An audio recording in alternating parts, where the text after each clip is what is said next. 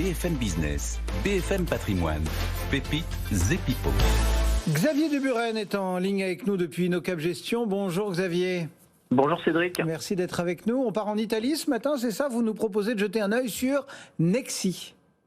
Exactement. Alors ce n'est pas une recommandation d'investissement, mais un exemple parmi nos convictions chez InnoCap Gestion.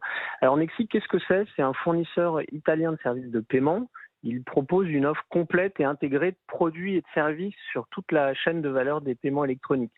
Ces plateformes technologiques connectent les banques, les commerçants, les entreprises et les consommateurs, et tout ça pour assurer et sécuriser les flux financiers entre tous ces agents.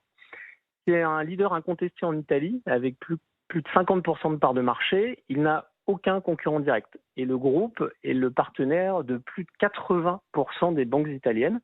Il garantit les transactions de près de 900 000 commerçants avec un parc de 370 000 terminaux et gère pas moins de 41 millions de cartes de paiement. Alors ce qui est intéressant, c'est que l'Italie est la 4e zone de consommation en Europe, mais c'est le marché le moins pénétré, le plus en retard en termes de paiement électronique, parce qu'aujourd'hui, on a encore 60% des transactions qui se font en cash et seulement 13% par carte bancaire.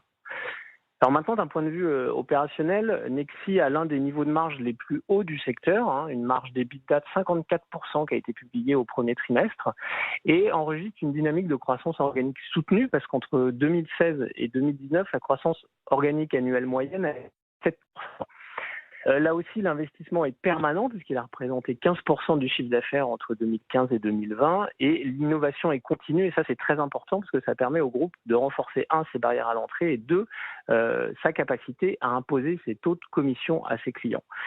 Donc en plus de sa position dominante et de son efficacité opérationnelle, il y a aujourd'hui plusieurs éléments qu'on trouve favorables pour la société. Alors l'une est conjoncturelle avec la fin des mesures de confinement en Italie qui entraîne une reprise soutenue de la consommation, voire une surconsommation, et une hausse importante des volumes de transactions qui est bien sûr bénéfique à l'activité de Nexi.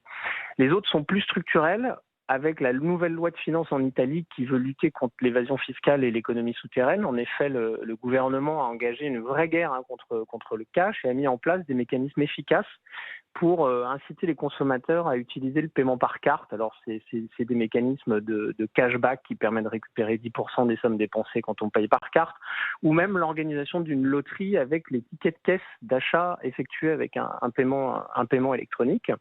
Ensuite, vous avez la fusion avec son concurrent danois Nets qui a été annoncé en novembre dernier, un mois seulement après le rachat par Nexi de son compatriote SIA.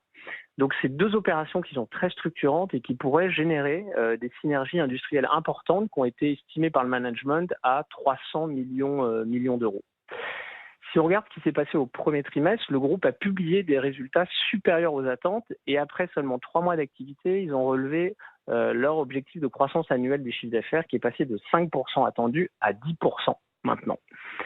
Et nous, ce qu'on pense, c'est que compte tenu d'hypothèses retenues, que l'on juge prudentes, notamment sur les volumes de transactions issues des cartes internationales des touristes, le management pourrait à nouveau revoir à la hausse ses ambitions de croissance pour l'année après cet été.